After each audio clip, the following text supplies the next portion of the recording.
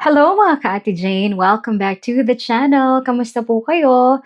Magandang umaga, magandang hapon, magandang gabi, saan lupalop man kayo ng mundo naroroon. Kamusta? Sana'y okay na okay kayo. Sobrang init sa labas.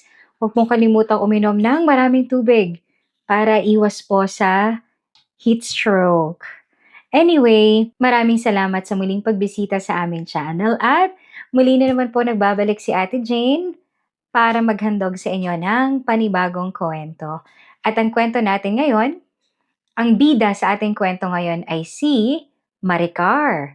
Shoutout sa lahat ng mga ka-Ate Jane natin na nagngangalang Maricar. Kamusta po kayo? Ka-Ate Jane, sabay-sabay nating tuklasin kung anong nangyari sa kanya. At kung handa na kayo, magsimula na tayo. Maricar, pasok ka muna sa HR, ngayon na. Hindi na kailangan panghulaan ni Maricar kung bakit ganoon kabigat ang boses ng supervisor niya. 2:00 pa lang ng hapon. Pero, 3 beses na siyang napatawag sa opisina simula ng umagang yon. Noong una, iniisip niyang baka tungkol lang sa bagong report. Noong ikalawa, pinilit niyang huwag kabahan. Pero ngayong mismong HR manager na ang nagpapatawag, alam na niya. Tumayo siya mula sa cubicle niya at inayos ang kupas na blazer. 3 taon niyang yung suot sa opisina. Maayos pa naman kahit luma na. Habang naglalakad siya sa hallway, ramdam niya ang tingin ng ibang katrabaho. May mga nagkunwaring abala. May mga umiwas ng mata. May isang sumulyap at agad na yumuko.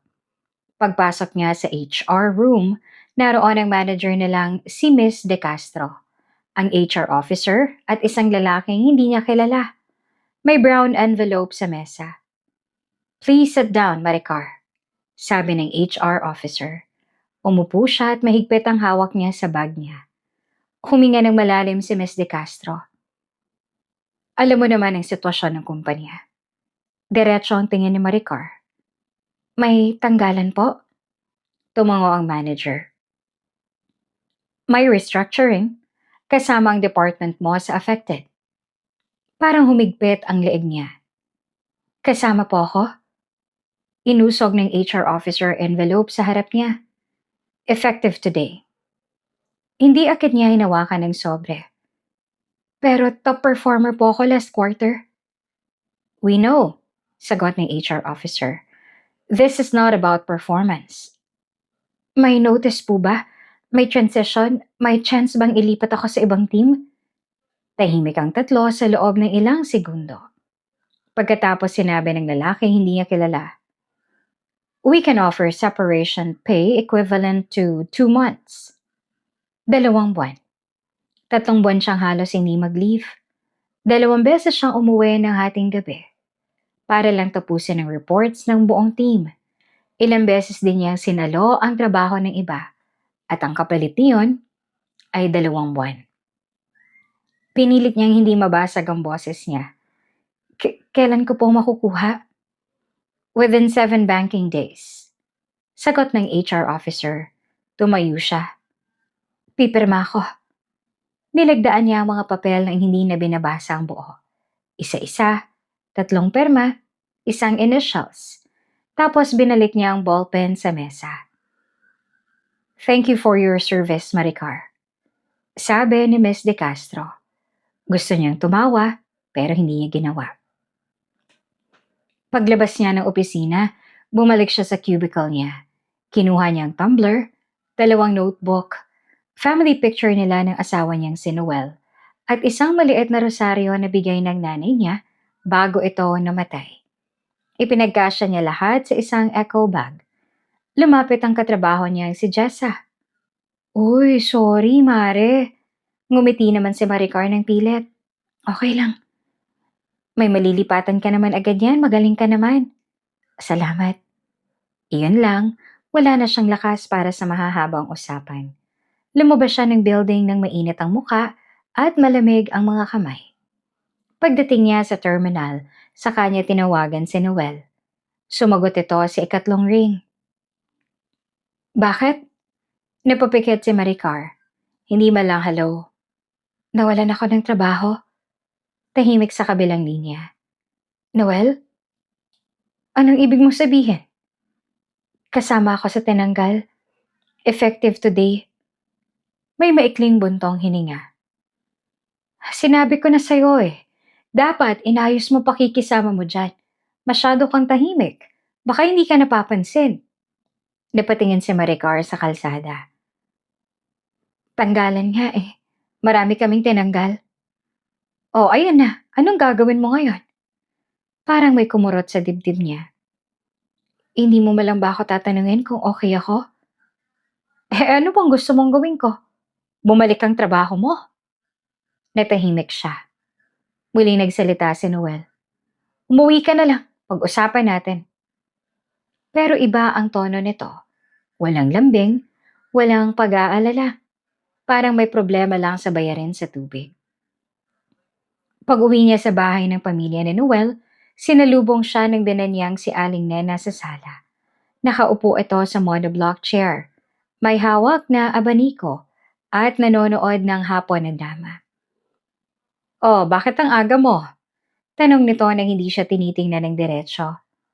Nawalan po ako ng trabaho. Doon lang ito humarap. Ha? Tanggal po ako. Nagtaas ng kilay ang matanda. Nako, kailan pa? Ngayon lang po. Lumabas naman sila Arnie, ang bunsong kapatid ni Noel. Mula sa kusina. Totoo? Wala ka ng sweldo?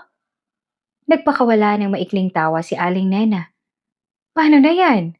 Dati pa naman ang taas ng tingin mo sa sarili mo dahil may opisina kang pinapasukan.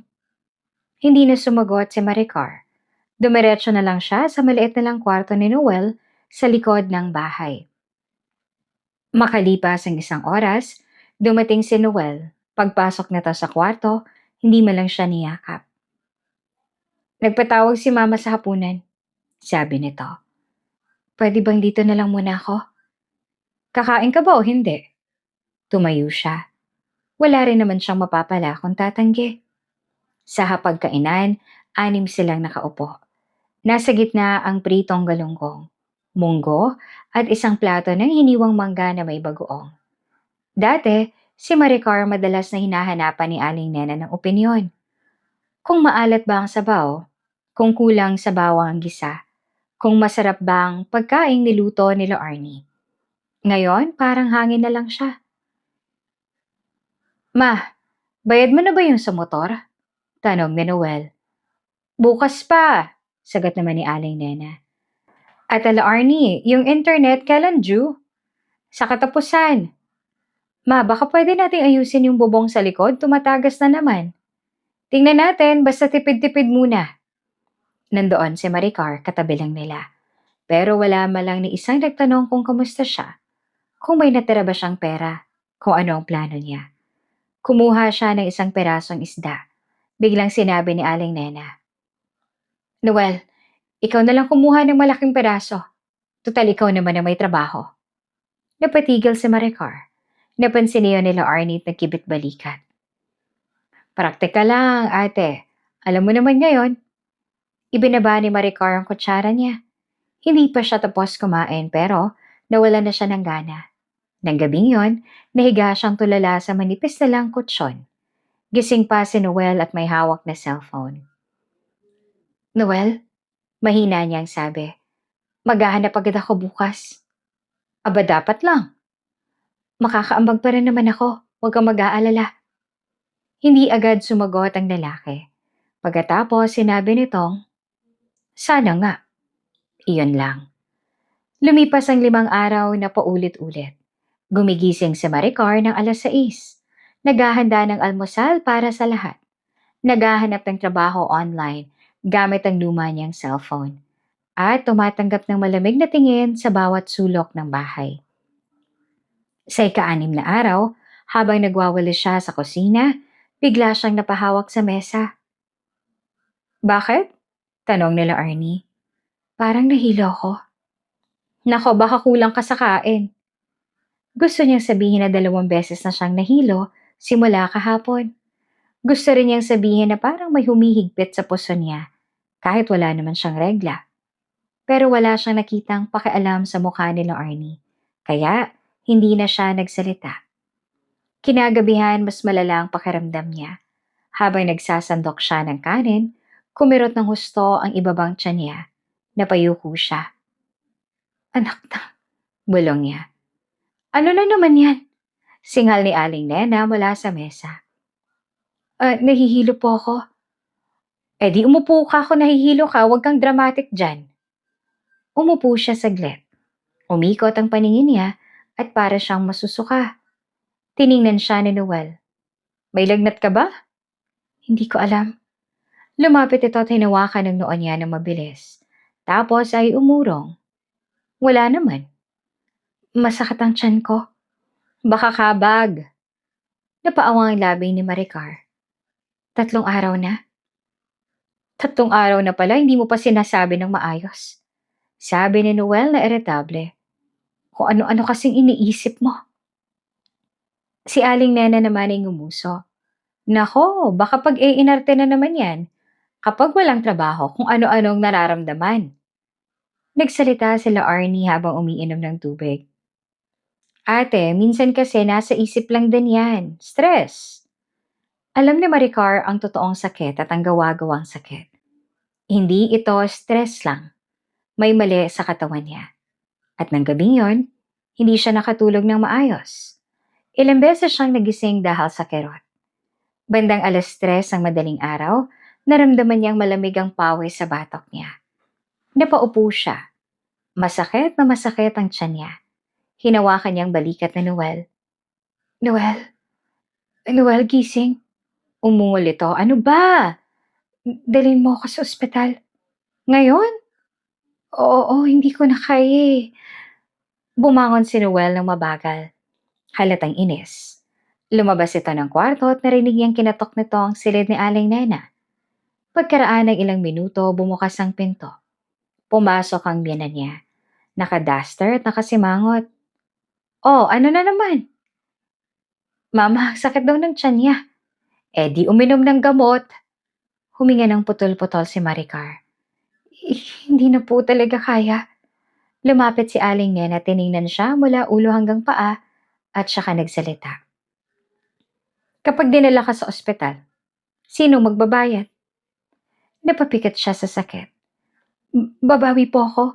Magtatrabaho po ako agad pag gumaling. Puro ka ganyan, sabi ng matanda. Wala ka pang trabaho. Wala ka pang pera. Mama, putol ni Noel. Baka kailangan niya nga niya. Siyempre kailangan. Kung gusto mong may makasama ka pang asawa bukas. Sagot ni Aling Nena. Pero hindi libre ang lahat. Napatingin si Maricar sa biyanan niya. Umupo sa dulo ng kama si Aling Nena at tumingin sa kanya ng diretsyo. Makinig ka. Kung ooperahan ka at kami ang gagastos, babayaran mo yan. Opo, nanginginig na sagot ni Maricar. Huwag kang basta oo. Bayaran mo sa trabaho. Hindi siya agad nakapagsalita. Nagpatuloy ang matanda. Malamig ang boses. Dito ka magtatrabaho sa bahay. Lahat ng utos susundin mo. Habang may utang ka sa amin, wala kang karapatang magreklamo. Parang lalong sumikip ang dibdib ni Maricar. Wag mo akong mamama. Sagot mo ba ang ospital? Tumingin siya kay Noel. Akala niya kahit papaano ay doon siya kakampi. Pero nakatayo lang ito sa may pinto. Tahimik at walang tutol. Walang kahit isang salita. Tama na. Pumapayag ka? Tanaw ni Aling Nena. Sunod-sunod naman ang tibok ng puso ni Maricar. Masakit ang katawan niya. Nahihilo siya at kailangan niya ng tulong. At malinaw sa kanya na walang tutulong ng walang kapalit. Opo. Mahinang sabi niya. Lakasan mo! Opo. Tumayo si Aling Nena. Mabuti. Noel, magbihis ka na. Dali na natin. At ikaw, Maricar, tandaan mo to. Simula ngayon, hindi ka na pwedeng maging pabigat dito. Napaiyak si Maricar pero tahimik lang. Kumuha siya ng panyo at pinunasan ang mukha niya. Ilang minuto pa, Sinakay na siya ni Noel sa tricycle papuntang ospital. Sa biyahe, hawak niya ang tiyan niya at pilit na hindi sumigaw. Dumadaan ang ilaw ng mga tindahan at poste sa gilid ng kalsada. Nakatingin lang si Noel sa unahan. Parang ordinaryong gabi lang ito. Noel, mahina niyang tawag. Ano? Natatakot ako. Aba natural. Hindi yun ang sagot na hinihintay niya. Pagdating sa emergency room ng municipal hospital, isinugod siya ng nurse examination bed. Mabilis ang mga tanong. Mabilis ang pagkuha ng dugo. Mabilis din ang pagpasok ng doktor. May tenderness sa lower abdomen? Sabi ng doktor matapos siyang suriin. Kailangan ng ultrasound agad. Lumipas ang halos isang oras bago bumalik ang doktor, dala ang resultang hawak sa folder. May problema sa matres at may internal bleeding. Diretsong sabi nito. Kailangang operahan sa lalong madaling panahon. Parang lumutang ang paligid ni Maricar. Dok, delikado po ba? Kung maaagapan, hindi. Pero hindi na pwedeng ipagpabukas. Lumapit si Aling Nena. Nakararating lang kasama sila Arnie. Magkano? Nagbigay ang doktor ng tansya. Sa gamot, labs at procedure, mga 70,000 ang aabutin depende sa gamit na kakailanganin. Pwede pong tumaas ng konti, sabi ng doktor. Nanlaki ang mata nila Arnie. 70,000 at pwede pang tumaas. Tumingin si Aling Nena kay Maricar. Hindi awa ang nasa mukha nito. Kalkulasyon. Paglabas ng doktor, imuko ang matanda sa kanya at mahinang nagsalita. Narinig mo? 70,000. Isipin mo yan. Gusto ni Maricar sabihin na hindi niya ginustong magkasakit. Gusto niyang sumigaw na asawa siya ni Noel, hindi tauhan. Pero wala siyang lakas. Lumapit ang nurse. Ma'am, kailangan na po namin ng pirma ng consent. Kinuha ni Noel ang ballpen. Pumirma siya, mabilis, walang emosyon. Habang inihahanda si Maricar para sa operasyon, dumukwang si Aling Nena sa tabi ng kama at bumulong. Paglabas mo rito, magsisimula ka na magbayad. Isang pinggan, isang labada, isang utos bawat araw. Naiintindihan mo? Mahina siyang tumango. Magaling. Tinulak na ng nurse ang kama niya papunta sa operating room. Nakatingin siya sa puting kisame habang umaandar ang gulong ng kama. Nanginginig ang mga daliri niya. Gusto niyang may humawak sa kamay niya. Gusto niyang marinig kay Noel na magiging okay ang lahat. Pero nang lingunin niya ito sa may pinto, ang nakita lang niya ay ang asawa niyang nakatayo sa tabi ng ina nito. Parehong seryoso, parehong walang lambot sa mukha. At doon, unang pumasok sa isip ni Maricar ang tanong na hindi niya kayang sagutin. Nang mawala ang trabaho niya, nawala rin ba ang halaga niya bilang tao sa bahay na yon? Tumigil ang kama sa harap ng operating room doors. Nilagyan siya ng takip sa ulo at inayos ang swero. Ma'am, relax lang po, sabi ng nurse. Pumikat sa Maricar. Sa huling segundo bago bumukas ang pinto, narinig niya ang boses ni Aling Nena mula sa di kalayuan. Siguraduhin mo, Noel, na pag gumaling yan, kikilos na agad. Hindi tayo charity. At sa unang pagkakataon mula nang mag-asawa siya, malinaw na malinaw kay Maricar na hindi na siya tinitingnan ng pamilyang yon bilang kapamilya.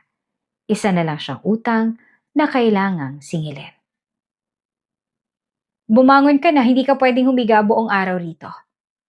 Dahan-dahang dumilat si Maricar. Masakit pa rin ang puso niya. Mabigat ang katawan niya. At tuyo ang lalamunan.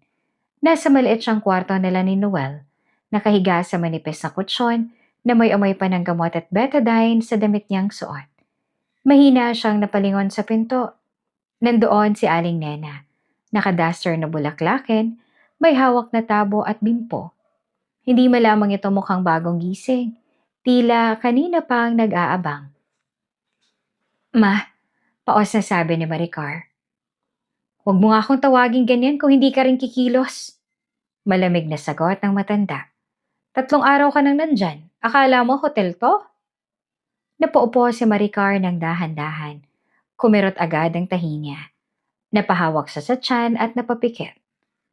Masakit po. Aba, natural na operahan ka. Hindi ka naman pinapahirapan dyan sa kama kung hindi ka tatayo.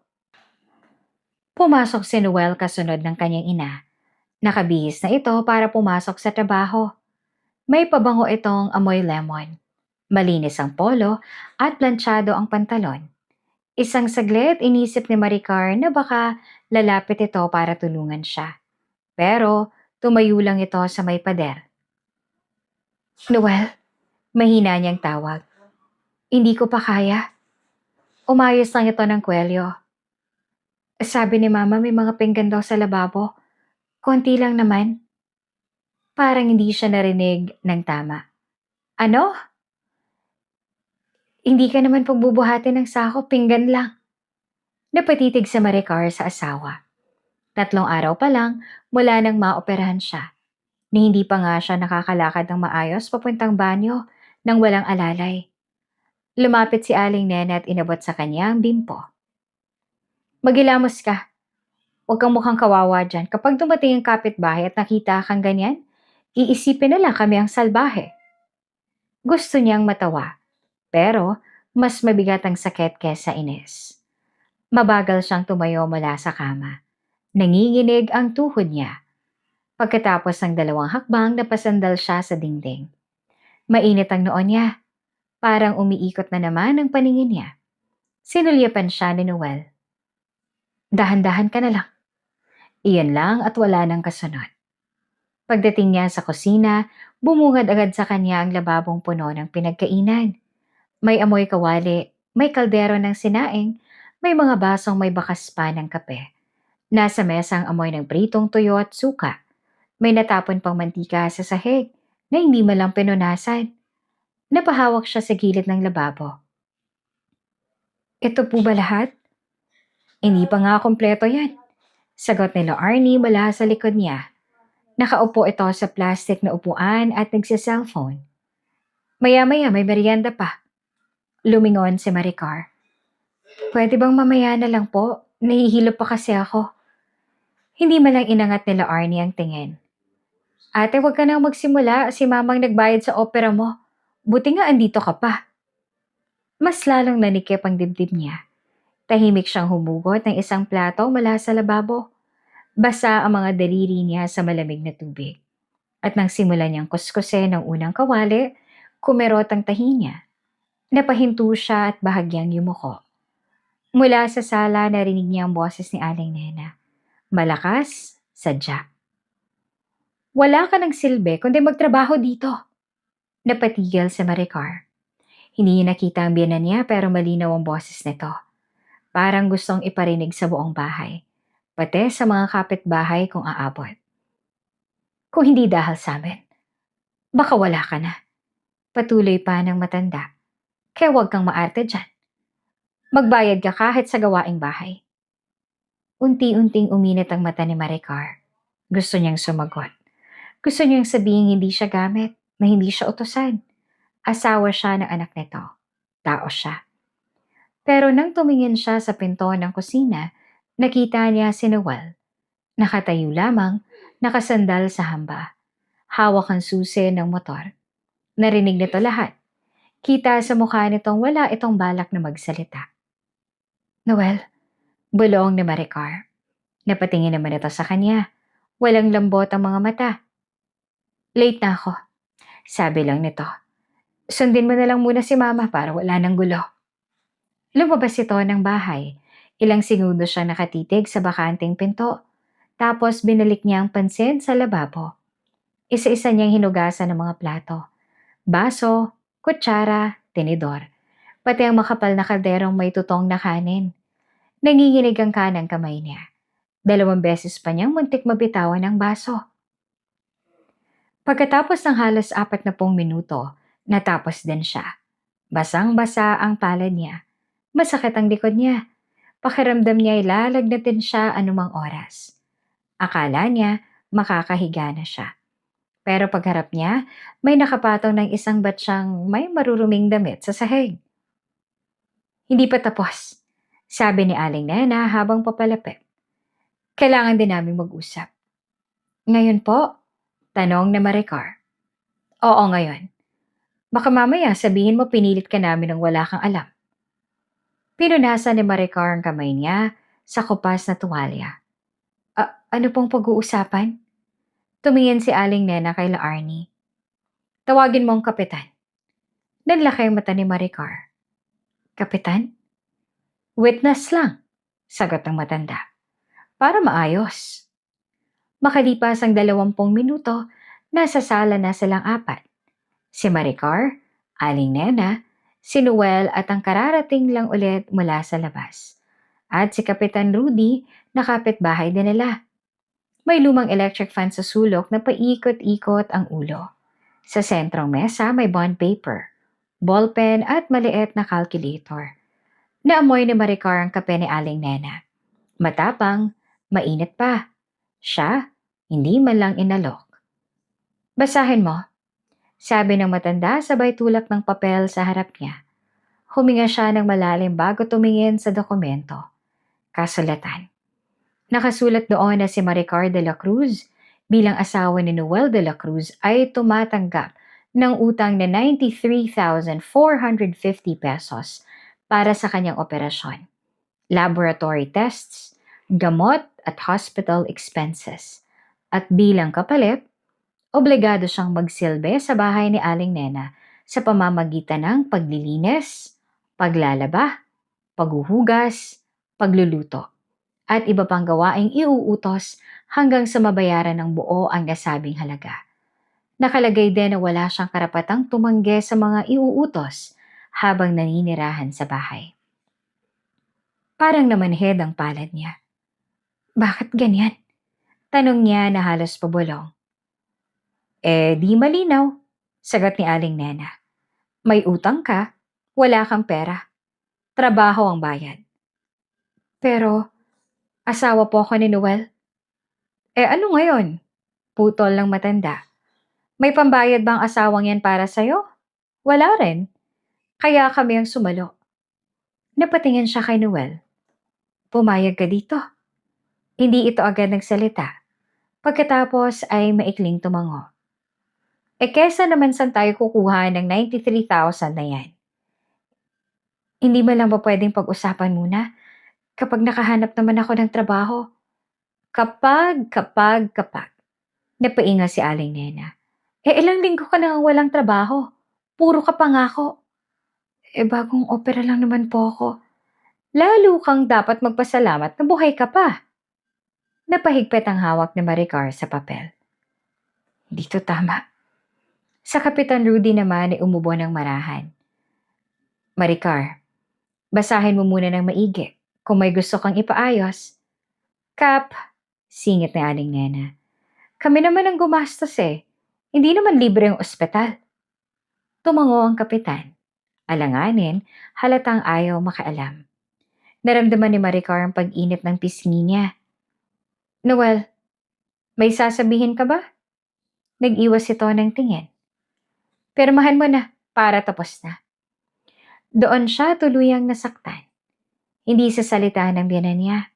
Hindi sa papel. Hindi sa kahit na halagang 93,000. Kundi sa malamig na mukha ng lalaking pinakasalan niya. Parang wala siyang halaga. Parang normal lang na pirmahan ng asawa niya ang papel na gagawin siyang katulong sa sarili niyang tinitirhan. Kapag hindi ako pumirma, tanong niya. Di ililista natin ang utang mo at humanap ka na ng ibang matitirhan. Mabilis na sagot ni Aling Nena. Pero tandaan mo, wala kang trabaho, wala kang ipon, at bagong opera ka lang. San ka naman kaya pupulutin? Walang sumagot pagkatapos noon. Narinig lang ni Maricar ang mahinang ugong ng electric fan. Naamoy niyang pinakulo ang isda sa kusina. Sa labas ay may dumaan na tricycle at may batang sumigaw sa kanto. Karaniwang hapon sa barangay. Pero sa loob ng bahay na yon, parang unti-unti siyang sinisikipan ng hangin. Mabagal niyang kinuha ang ballpen.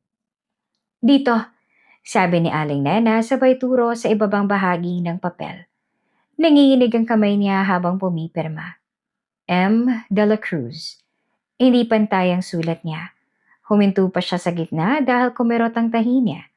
Pagkatapos ng pirma, kinuha agad ni Aling Nena ang papel at sinuri iyon. Ayos.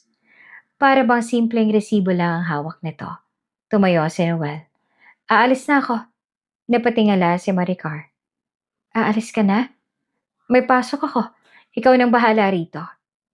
At lumabas na naman ito. Napakagat si Maricar sa labi para hindi siya umiyak sa harap nila. Ngumiti naman ang bahagya si Aling Nena. Konting tagumpay sa mukha. Mabuti. Simula bukas, 5:00 kagigising. Ikaw sa pinggan, walis, laba, tsaka tanghalian. Huwag ka mag-aalala. Tuturuan kita ng tamang pagbabayad. Ibinaba ni Maricar ang tingin niya sa sarili niyang kamay. May bakas pa iyon ng dishwashing liquid. Maputla ang mga daliri niya, mahina ang katawan niya pero malinaw na malinaw ngayon ang kalagayan niya sa bahay na yon. Hindi na siya asawa. Hindi na rin siya kapamilya. Isa na siyang taong may utang na kailangang sunod-sunuran. At ang pinakabasakit, ang mismong asawa niyang pumayag na mangyari iyon. Bilisan mo na yan, hindi matatapos mag-isang labada. Napangiwi si Maricar habang nakayuko sa batya. Basa ang kamay niya. Kulubot na ang mga daliri at kakababad sa tubig. Mabigat ang bawat galaw niya. Kada kusot ng damit, sumasakit ang tiyan niya. Parang hinihilang tahi niya sa loob. Naririnig mo ba ako? Dagdag ni Aling Nena mula sa likod. Opo, mahina niyang sagot. Hindi man lang lumilingon. Nasa likod bahay siya. Maliit ang espasyo, may semento pero may mga basag na parte. May isang gripo sa gilid na tuloy-tuloy ang patak ng tubig. Sa tabi niya 3 batya ang nakahilera. Isa para sa mga sabon, isa para sa banlaw, isa para sa huling hugas. Pero ang pinakamabigat, iyong tambak ng damit. Lahat yan kay Arnie, sabi ni Aling Nena kanina habang tinuturo ang 2 malaking basket. Hindi marunong maglaba yan, ikaw na. Mahigit 50 peraso. May maong, may jacket, may makakapal na tuwalya. Lahat basa na dahil binabad na sa sabon. Huminga si Maricar ng mabigat. Hinila niya ang isang maong na pantalon.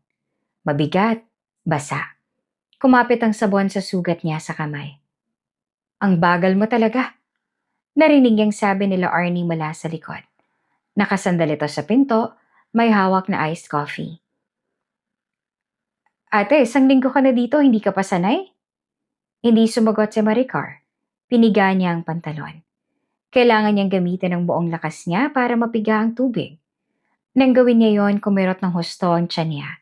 Napahinto siya. Napaupo sa maliit na bangko. Huy! Sigaw ni Aling Nena. Ano na naman yan? Nahihilo po. Nako, tamad ka lang. Napapikat si Maricar. Masakit po talaga eh. 3 araw ka ng ganyan. Putol ng matanda. Kung totoo yan, matagal ka na sanang bumagsak. Tahimik lang sila Arnie. Pero may maliit itong ngiti. Sumipsip pa ng iced coffee habang pinapanood siya. Pinilit ni Maricar na tumayo ulit. Nanginginig ang tuhod niya. Bumalik siya sa batya at kumuha ng damit. Kusot ulit. Piga ulit. Sunod-sunod ang hininga niya. Mabigat, hindi pantay. Lumipas ang halos 1 oras. Puno na ng bula ang paligid. Basa ang damit niya sa talsik ng tubig. May amoy ng sabon sa hangin. Matapang, sumasakit sa ilong. May halo ring amoy pawis dahil sa init ng hapon. Hindi pa tapos? Tanong ni Aling Nena. Konti na lang po. Lumapit ang matanda. Tiningnan ang natitirang labada. Konti? 10 pa yan. Pagod na po kasi ako. Biglang tumaas ang boses ni Aling Nena. Anong pagod? Ano bang ginawa mo buong buhay mo? Nakaupo sa opisina, naka-aircon, tapos ngayon pagod ka na sa konting labada? Napayuko si Maricar. Hindi ka na babalik sa dati mong buhay. Dagdag ng matanda. Dito ka na, kaya masanay ka na. Mula sa gilid narinig niya ang mahinang tawa nila Arnie. Ate, ang ate-ate mo talaga, sabi nito. Parang ikaw lang na operahan sa mundo ah. May dumaan pang isang kapitbahay sa labas ng gate. Sumulyap ito sa kanila. Nakita si Maricar na basang-basa. Nakayuko, nanginginig ang kamay. Uy, Nena! Tawag ng kapitbahay. Siya ba yung bagong opera? Oo, sagot ni Aling Nena. Walang kahihiyan. Pero tignan mo, nag-iinarte lang. Kaya pa naman palang maglaba. Napatingin ang kapitbahay kay Maricar. Sandaling naawa tapos umalis din. Mas lalo siyang napahiya. Pinilit niyang bilisan ang galaw niya. Isa, dalawa, tatlo, sunod-sunod niyang kinusot ang damit. Hindi niya napinansin ang sakit. Gusto niya lang matapos. Pero habang tumatagal, lalo siyang nanghihina. Nagsimulang umikot ang paningin niya. Humawak siya sa gilid ng batya. Ate, huwag kang babagsak ha? Biro nila Arnie. Wala kaming pampalibing. Tumawa ito. Pati si Aling Nenay napangiti. Hindi na siya nakasagot. Biglang tumindi ang kirot sa tiyan niya. Parang may pumutok sa loob. Napayuko siya ng husto. Aray, bulong niya. Ano na naman yan? Iritadong tanong ng matanda. Hindi na siya nakapagsalita. Nakita na lang niya na nangingitim ang gilid ng paningin niya. Parang may usok. Parang unti-unting nawawala ang paligid. Narinig pa niya ang boses nila Arnie. Malayo na. Ma, parang seryoso na yan ah. Drama lang yan. Huwag mong pansinin. Gusto niyang humingi ng tulong. Gusto niyang sumigaw. Pero wala nang lumalabas sa bibig niya. Napakabit siya sa batya. Pero nadulas ang kamay niya. Bumagsak siya sa semento. Malakas. Basang-basa ang sahig. Tumama ang ulo niya sa gilid ng batya. Kumalat ang bula at tubig sa paligid. Ma! Sigaw nila Arnie at biglang kinabahan. Nahulog talaga! Lumapit si Aling Nena ng mabilis. Tiningnan si Maricar. Nagpapanggap lang yan. Hindi na natapos ang sinabi nito. Walang dalaw si Maricar. Maputla ang mukha, napapikit ang mata. Mabagal ang paghinga. Ma, mahina na ang boses nila Arnie ngayon. Parang hindi na to gumagalaw ah. Tahimik ng ilang segundo. Narinig lang ang patak ng tubig mula sa gripo. Lumapit si Aling Nena at bahagyang tinapik ang pisngi ni Maricar. Hoy, tumayo ka! Walang reaksyon.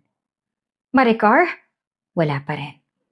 Doon lang kumabog ng mabilis ang dibdib nila Arnie. Baka seryoso na talaga to, tawagin na natin si Kuya Noel. Napatingin si Aling Nena sa anak. Halatang nagdadalawang isip. Pagkatapos ay napairap ito. Sige, tawagan mo. Habang hawak nila Arnie ang cellphone at nagda-dial, nakahandusay si Maricar sa malamig na semento.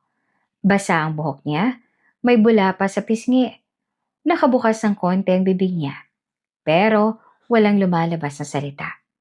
Sa loob ng ilang minuto, dumating si Noel. Hingal. Anong nangyari? Tanong nito agad.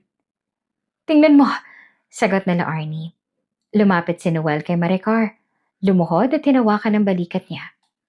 Maricar? Walang sagot. Maricar, gising! Bahagyang gumalaw ang kamay ni Maricar. Mahina, halos hindi halata. Napatingin si Noel sa kanyang ina. Bakit siya nagkaganto? Kasi tamad, sagot ni Aling Nena. Nagpapahinga habang naglalaba. Hindi na nagsalita si Noel. Sandaling katahimikan. Pagkatapos ay bumuntong hininga siya. Dalhin natin sa loob. Hindi niya ito kanarga agad. Tinignan muna niya ang paligid. Parang nag-iisip.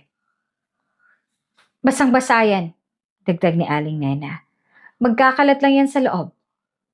Napapikit si Noel sandali. Pagkatapos, hinawakan niya ang kamay ni Maricar at hinila ito papalapit sa pintuan. Kumaskas ang paa ni Maricar sa semento. Tahimik lang siya, walang laban. At sa likod ng bahay na yon, sa pagitan ng mga batya, bula at maruming damit, doon ay tuluyang bumigay ang katawan ni Maricar. Pero, hindi ang puso niya. Hindi pa. Buhay pa yan, huwag kang mag-alala. Unti-unting nagmulat ng mata si Maricar. Mabigat ang ulo niya. Parang may nakadagan sa dibdib niya. Sumakit agad ang likod niya nang pilit siyang gumalaw. Naramdaman niya ang malamig na semento sa ilalim ng katawan niya. Nasa sala siya. Walang unan, walang kumot. Nakahiga lang siya sa sahig, malapit sa pintuan. May basang marka pa ng tubig sa damit niya. Nakaamoy siya ng floor cleaner. Matapang at parang bagong mop lang. Dahan-dahan siyang bumangon. Umupo siya at nakasandal sa dingding. Nahilo agad siya. Napahawak siya sa ulo. Walang lumapit. Naririnig niya ang TV sa kabilang kwarto. Malakas, may nag-aaway na karakter sa drama. May halakhakan din mula sa kusina. Parang normal lang ang lahat. Hello? Mahina niyang tawag. Walang sumagot. Pinilit niyang tumayo. Nang maipatong niya ang paa niya sa sahig, kumirot agad ang tiyan niya. Napahawak siya sa dingding habang dahan-dahang naglakad palabas ng sala. Pagdating niya sa kusina, nakita niya sila Arnie, nakaupo, kumakain ng pansit, may hawak na kutsara at tenedor. Oh, sabi nito nang makita siya. Gising ka na pala. Napatingin si Maricar sa kanya. Gaano katagal ako nakahiga? Ewan, mga 1 oras? 2? Kibit balikat nila Arnie. Pinahiga ka lang namin dyan. Wala malang nag-check sa akin? Hindi naman kami nurse. Parang may kumurot sa dibdib ni Maricar. Nasaan si Noel? Pumasok na. Napapikit siya sandali. Hindi malang niya ako hinintay. May trabaho siya, ikaw wala. Hindi na siya sumagot. Lumabas siya ng kusina at bumalik sa sala. Umupo siya sa gilid ng sofa. Nanginginig pa rin ang kamay niya. Hindi pa rin nawawala ang hilo. Maya-maya pa, bumukas ang pinto. Pumasok si Noel. May dala itong plastic na may laman, tinapay at sardinas. Diretso to sa mesa at inilapag ang pinamili. Noel, tawag na Maricar. Hindi agad ito sumagot. Naghubad muna ng sapatos tapos saka siya hinarap. Ano? Napatingin si Maricar sa kanya. Bakit mo ko iniwan sa sahig? Bahagyang kumunot ang noon ni Noel. Ano bang pinagsasasabi mo? Nahimatay ako. Basang-basa ako. Iniwan niyo lang ako doon. Umiling si Noel. Dinala ka nga namin sa loob, diba? Pero iniwan niyo lang ako sa sahig. Saan ka ba namin ilalagay? Sagot nito na iritable na. Hindi naman kami mayaman para may sariling kama ka sa sala. Napahawak si Maricar sa dibdib niya. Asawa mo ko. Ano ngayon? Putol ni Noel. Natahimik siya. Lumapit si Noel sa mesa at kinuha ang bote ng tubig. Uminom ito, siya muling nagsalita. Wala ka namang ambag. Diretso, walang preno. Parang tumigil ang oras para kay Maricar. Ano? Mahina niyang tanong. Wala kang trabaho. Wala kang pera.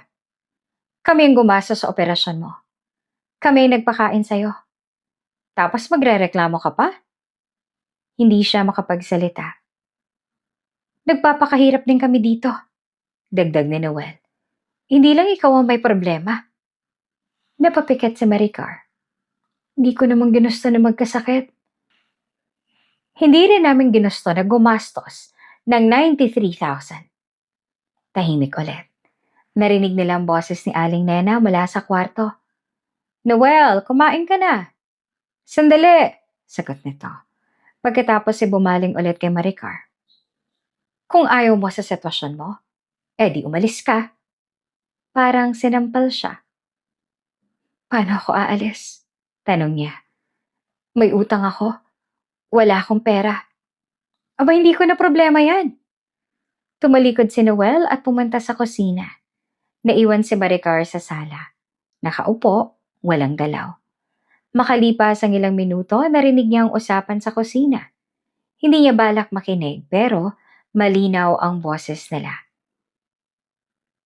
Grabe ang drama na naman niya, sabi nila Arnie. Hayaan mo na, sagot ni Aling Nena. Sanay na ako dyan. Tapos kanina bigla na namang nahimatay. Akala ko tuloy totoo na. Dagdag pa nila Arnie. Drama lang yon, sabi ng matanda. Para kaawaan. Narinig ni Maricar mahinang tawa. Sumunod ang boses ni Noel. Basta gawin niya lang ang trabaho niya, wala akong problema. Napahigpit ang hawak ni Maricar sa damit niya. Kung hindi, tanong nila Arnie. Di bahala siya, sagot ni Noel. Hindi ko na kaya na magdagdag pa ng problema, no? Tahimik sandali. Pagkatapos, narinig niya ang sinabi ni Noel na tuluyang sumira sa kanya. Kung mawala siya, mas madali ang buhay. Parang may bumagsak sa dibdib ni Maricar. Hindi siya gumalaw. Hindi siya huminga ng malalim. Nakaupo lang siya, nakatingin sa sahig. Narinig pa niya ang sagot ni Aling Nena. Huwag ka namang ganyan, asawa mo pa rin yan. Totoo naman, sagot ni Noel. Simula nung nawalan siya ng trabaho, puro problema na lang. Tahimik ulit. Hindi niya na pinakinggan ang sumunod. Dahan-dahan siyang tumayo mula sa sofa. Mabagal ang galaw niya. Mahina pa rin ang katawan niya, pero may ibang nararamdaman na siya ngayon. Hindi na sakit, kundi malinaw na katotohanan. Lumakad siya papunta sa maliit na lang kwarto. Isinara niya ang pinto, umupo siya sa gilid ng kama. Nakatulala lang siya sa dingding. Ilang minuto pa ang lumipas, tapos ay pumikit siya. Hindi siya umiyak. Hindi siya sumigaw. Tahimik lang siya. Pero sa loob niya ay may isang bagay na tuluyang nabasag. Hindi dahil sa hirap, hindi dahil sa utang, kundi dahil sa taong akala niya kakampi niya. At ngayon malinaw na mag-isa na lang siya. Tumayo ka na, hindi ka pwedeng nakahiga lang dyan habang may trabaho. Napadilat si Maricar. Mainit ang noo niya, mabigat ang ulo niya. Parang may apoy sa loob ng katawan niya. Nanginginig ang kamay niya kahit nakahawak lang siya sa kumot. Ma, mahina niyang sabi. Huwag mo nga akong tawaging ma kung wala ka namang silbi. Sagot agad ni Aling Nena. Umupo si Maricar sa kama. Napahawak siya sa tiyan niya. Masakit pa rin ang tahi. Hindi pa rin siya ganap na magaling. Pero ilang araw na siyang pinagtatrabaho ng tuloy-tuloy. May lagnat po ako. Lumapit si Aling Nena at hinawakan ng noon niya saglit. Tapos umurong agad. Mainit lang yung katawan mo dahil tamad ka, sabi nito. Hala, kilos ka na. Pumasok sila Arnie sa kwarto. May hawak na bag. Nakabihis na at mukhang aalis. Ate, may bisita tayo mamaya, ha? Sabi nito. Darating si Tita Fe. Di mas lalong dapat kang kumilos. Dagdag pa ni Aling Nena. Ayoko mapahiya. Tumango si Maricar kahit nahihilo siya. Bumangon siya ng dahan-dahan. Nang tumapak siya sa sahig, parang lumambot ang tuhod niya.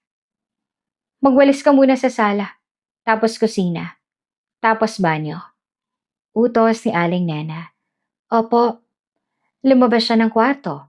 Kinuha ang walis. Mabagal ang galaw niya. Kada hakbang, parang may humihila pababa sa kanya. Habang nagwawalis siya sa sala, naramdaman niyang pinagpawisan siya kahit hindi mainit ang hangin. May konting amoy alikabok sa paligid. May mga kalat na papel, plastic at buhok sa sahig. Napahinto siya sandali. Sumandal sa dingding. Oh, ano na naman yan? Sigaw ni Aling Nena mula sa kusina. Sandali lang po. Hindi pwede ang sandali, bilisan mo. Pinilit niyang gumalaw ulit. Walis, dakot, walis ulit. Pagkatapos ng sala, dumiretso siya sa kusina. May mga natirang hugasin. May mantika pa sa kalan. May kaldero na may tutong. Hinawakan niyang lababo. Huminga siya ng malalim. Ate, Sigaw nila Arnie mula sa labas. Darating na si Tita Fe. Mabilis siyang kumilos. Kahit nanginginig ang kamay niya, sinimulan niyang hugasan ng mga pinggan. Pagkalipas ng ilang minuto may narinig siyang boses sa sala. Nena, andito na ako. Tita Fe! Masayang sagot nila Arnie. Lumabas si Aling Nena para salubungin ang bisita. Narinig ni Maricar ang halakhakan nila. Pasok ka. Ang init sa labas, ano? Nako, ang laki-laki ng bahay niyo sabi ng bisita. Hindi naman, sakto lang. Habang nag-uusap sila, tuloy lang si Maricar sa paghuhugas. Nanginginig na ang kamay niya. 2 beses niyang nabitawan ang kutsara. Ate, tawag nila Arnie. Magdala ka nga ng tubig dito. Opo. Pinunasan niya ang kamay niya at kumuha ng baso. Nilagyan ng tubig. Mabagal siyang naglakad papunta sa sala. Pagdating niya, nakita niya ang bisita. Mataba, nakablaos na makulay, may hawak na bag na mukhang mahal. Oh, siya ba yung asawa ni Noel? Tanong ni Tita Fe. Oo, sagot ni Aling Nena. Si Maricar. Napatingin ang bisita sa kanya mula ulo hanggang paa. Bakit parang mukhang pagod na pagod? Bago pa makasagot si Maricar, sumingit na si Aling Nena. Palamunin kasi. Parang may sumuntok naman sa sikmura ni Maricar. Napahinto siya. Wala na ngang trabaho. Kami pang gumastos 93,000 para sa operasyon. Kaya ngayon dito na lang bumabawi. Tahimik si Maricar. Nakahawak pa rin siya sa tray ng baso. Ay, ganun ba? Sabi ni Tita Fe. Buti tinutulungan niyo pa. Oo naman, sagot ni Aling Nena. Di naman kami masama. Pero kailangan niya magtrabaho. Hindi pwedeng kain lang ng kain. May mahinang tawa mula kay Arnie. Napayuko si Maricar. Ramdam niya ang init sa mukha niya. Gusto niyang umalis. Gusto niyang itago ang sarili niya. Dito mo na ilagay, sabi nila Arnie. Ibinaba niya ang baso sa mesa. Nanginginig ang kamay niya. Salamat, sabi ng bisita pero hindi na siya tiningnan ulit. Bumalik naman si Maricar sa kusina. Tahimik siyang umiyak habang naguhugas. Hindi niya pinunasan ng luha.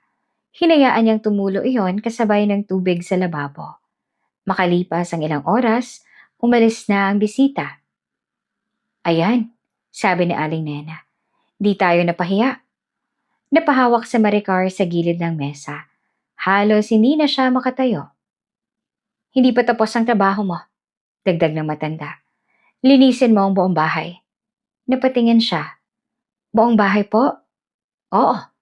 Sala, kusina, banyo, pati kwarto namin. Ay, hindi ko na po kaya. Ano hindi mo kaya? Sino gagawa? Ako? Ulit pa ni Aling Nena. Tahimik si Maricar. Kung hindi mo kaya, di umalis ka. Dagdag ng matanda. Pero bayaran mo muna ang utang mo. Wala siyang nasagot. Kinuha niyang basahan. Lumuhod siya sa sahig ng sala. Sinimulan niyang punasan ng tiles. Basa ang tuwalya, madulas ang sahig. Kada galaw mas lalong sumasakit ang katawan niya. Nanginginig na ang kamay niya. Mabigat ang ulo niya. Bilisan mo, sabi nila Arnie habang dumadaan. Opo. Lumipat siya sa kusina, tapos ay sa banyo. Mabaho ang amoy ng lumang tubig. May amag sa sulok. Pinunasan niya lahat. Halos 2 oras siyang paikot-ikot. Pagkatapos ay bumalik siya sa sala. Hindi na niya kayang tumayo. Napaupo siya sa sahig. Huminga siya ng malalim. Mainit ang katawan niya. Nanginginig siya. Tumingin siya sa paligid. Ito ang tinirahan niya bilang asawa. Dito siya nag-alaga, dito siya nagmahal. Dito siya naniwala na may pamilya siya. Ngayon, wala na. Hindi na siya asawa dito. Hindi na siya pamilya. Isa lang siyang utusan. Isang utang. Isang taong walang halaga. Napapikit siya. At doon sa gitna ng pagod, sakit at kahihiyan, may malinaw na pumasok sa isip niya. Kung mananatili siya dito, mamamatay siya. Hindi agad, pero unti-unti. Sa bawat utos, sa bawat salita, sa bawat araw na wala siyang kakampi, dahan-dahan siyang tumayo. Mahina pa rin siya, pero ngayon ay may isang bagay na nagbago. Hindi na takot ang nangingibabaw sa kanya, kundi desisyon. At alam niyang malapit na siyang kumilos. Hindi ka lalabas ng bahay na to hanggat hindi ka bayad. Tumigil sa Maricar sa paghinga. Narinig niya yon mula sa kabilang kwarto. Gabi na. Mahina ang ilaw sa bahay. Nakahiga siya sa kama, gising, nakatitig sa kisame. Ma, paano kung tumakas? Tanong nila Arnie. Subukan niya, sagot ni Aling Nena. Ipapabarangay ko siya. May kasulatan tayo. Paano kung hindi na bumalik? Wala siyang pupuntahan. Narinig din niya ang boses ni Noel. Mababa. Hayaan niyo na lang. Hindi naman niya kaya yon. Tahimik sandali. Tama, sabi ni Aling Nena. Mahina yan. Hanggang reklamo lang. Napapiket si Maricar. Mahina. Iyon ang tingin nila sa kanya. Dahan-dahan siyang umupo sa kama. Mabagal ang galaw niya para hindi marinig. Kinuha niya ang maliit niyang bag. Yung ginamit niya nung natanggal siya sa trabaho. Binuksan niya iyon. May laman pa.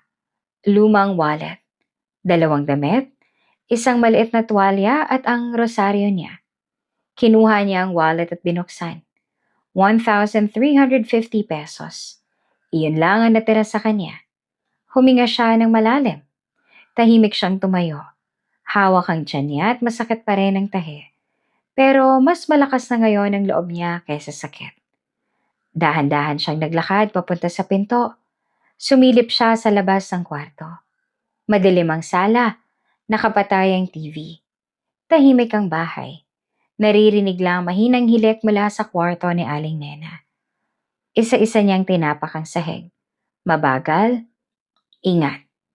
Hawak ang pader para hindi siya matumba. Pagdating sa pintuan ay huminto siya. Napatingin siya sa paligid. Ito ang bahay na pinaghirapan niyang ayusin noon. Dito siya nagluto, dito siya naglinis. Dito siya naniwala na may pamilya siya. Ngayon, iiwan niya na. Hinawakan niya ang doorknob, marahang iniikot. Bahagyang bumukas ang pinto, huminga siya ng malalim at lumabas siya. Malamig ang hangin sa labas. Tahimik ang kalsada, may iilang ilaw mula sa poste. May aso sa malayo na tumatahol. Naglakad siya, mabagal, pilit. Kada hakbang ramdam niya ang kirot sa tiyan niya. Hawak niya ang sugat at parang may humihila pababa sa kanya. Konti pa, bulong niya sa sarili. Wala siyang direksyon, basta lumayo lang siya. Lumampas siya sa kanto at dumaan sa saradong tindahan. May amoy ng usok mula sa kalapit ng karinderya na bagong patay ang kalan. Nanginginig ang tuhod niya, napahawak siya sa poste.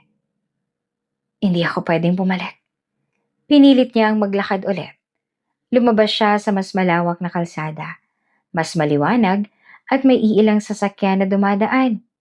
Napahinto siya sa gilid. Huminga siya ng malalim. Saan ako pupunta? Hindi niya alam. Wala siyang kaibigan na malapit. Wala siyang kamag-anak sa lugar. Wala siyang pera para sa matagal ng pananatili kahit sa boarding house. Pero alam niya, hindi na siya babalik. Naglakad siya ulit at tumawid siya sa kalsada. Sa gitna ay bigla siyang napahinto. Umikot ang paningin niya. Nahilo siya. Napahawak siya sa tiyan niya. Masakit. Mas matindi na ngayon. Napayuho siya. Hindi niya napansin ang ilaw ng sasakyang paparating. Malakas. Mabilis. Hoy! Sigaw mula sa malayo. Napatingala si Maricar. Puting ilaw. Diretso sa kanya. Hindi siya gumalaw. Parang nanigas ang katawan niya. Narinig niya ang malakas na busina. Umilag ka! Pero hindi siya makagalaw. Biglang may humawak sa braso niya. Malakas at hinila siya paatras. Napaatras siya ng 2 hakbang. At sa isang iglap, dumaan ang sasakyan sa harap niya ng mabilis. Malakas ang hangin at halos matumba siya. Napaupo siya sa gilid ng kalsada, humihingal, nanginginig. Anong ginagawa mo? Galit na boses ng lalaki sa tabi niya. Napatingin si Maricar. Isang lalaki, nakaitim na jacket, pawisan, malakas ang paghinga. Gusto mo bang magpakamatay? Dagdag nito. Hindi agad nakasagot si Maricar. Nakatingin lang siya. Hindi. Mahina niyang sabi. Hindi ko lang nakita. Napabuntong hininga ang lalaki. Hindi ka ba marunong tumingin sa daan? Napayuko si Maricar. Pasensya na. Napansin ng lalaki ang kamay niya na nakahawak sa tiyan. Sandali, sabi nito. May sugat ka. Hindi siya sumagot agad. Naoperahan ka ba? Mahina siyang tumango. Napakunot ang noo ng lalaki. Anong ginagawa mo sa labas sa ganitong oras? Hindi niya alam ang isasagot. Tahimik lang siya. Pinagmasdan siya ng lalaki. Maputla ang mukha niya. Pawisan, nanginginig. Teka, sabi nito. Kaya mo bang tumayo? Tinulungan siya nitong tumayo. Mahina ang tuhod niya. Hindi ka okay. Saan ka pupunta? Sabi ng lalaki. Hindi ko alam. Tumingin ang lalaki sa paligid. Tapos bumalik ang tingin sa kanya. May kasama ka ba? Wala. Tahimik ulit. Hindi kita pwedeng iwan dito, sabi ng lalaki. Nag-angat ng tingin si Maricar. Sumama ka muna sa akin. Dagdag nito. Hindi ka tatagal dito. Nagdalawang isip pa siya. Hindi niya kilala ang lalaki. Pero mas hindi niya kayang bumalik. Okay. Mahina niyang sagot. Tumango ang lalaki. Sige, dahan-dahan. Inalalayan siya nito habang naglalakad. Hindi niya alam kung saan siya dadalhin. Hindi niya alam kung ano mangyayari sa kanya. Pero sa unang pagkakataon matapos ang lahat, may isang taong humawak sa kanya para iligtas siya. At hindi para saktan siya. Gising ka na? Dahan-dahan dumilat si Maricar. Puting kisame, malinis, tahimik ang paligid. May mahinang amoy ng sabon at bagong laban na kumot. Malamig ang hangin. May electric fan sa gilid na steady ang ikot. Napakurap siya. Nasaan ako? Tinangka niya umupo pero agad siyang napahawak sa tiyan niya. Masakit pa rin, pero mas maayos na kesa dati.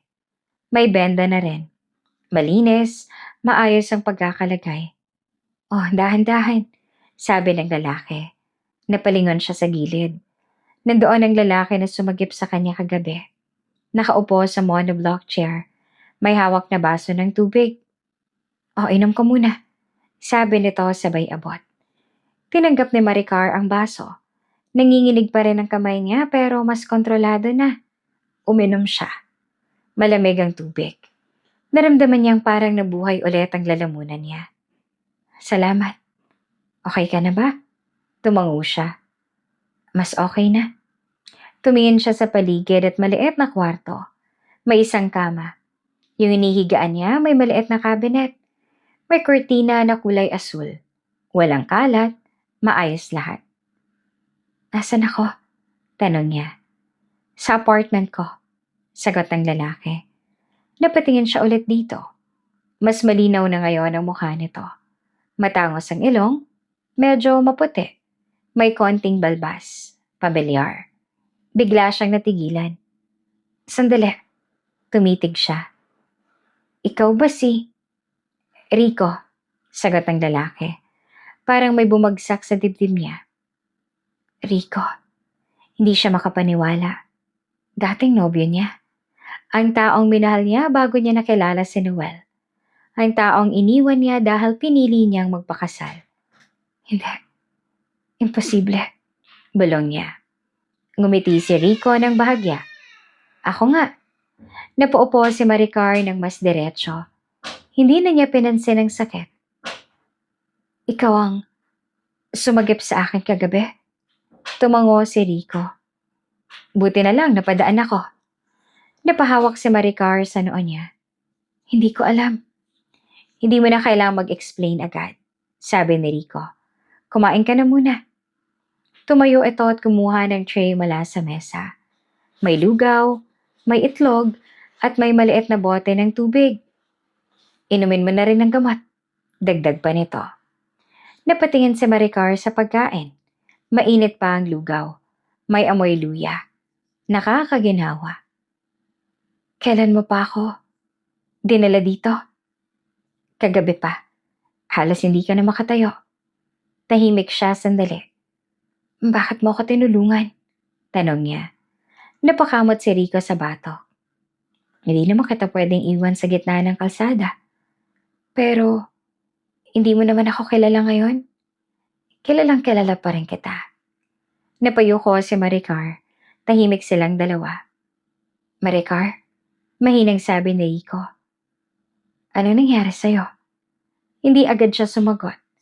Pinaglaruan niya ang kutsara sa kamay niya. Tumingin siya sa lugaw. Huminga siya ng malalim. Tinanong mo ako kagabi kung bakit ako nasa labas. Sabi niya. Tumango si Rico. Tumakas ako. Tahimik si Rico at nakikinig lang. At wala na akong babalikan. Doon na siya napatingin ulit kay Rico. At unti-unti, nagsimula na siyang magsalita. Ikinwento niya ang lahat. Simula nang mawalan siya ng trabaho. Ang pagbabago ng trato sa kanya. Ang opera. Ang 93,000 na utang. Ang kasulatan.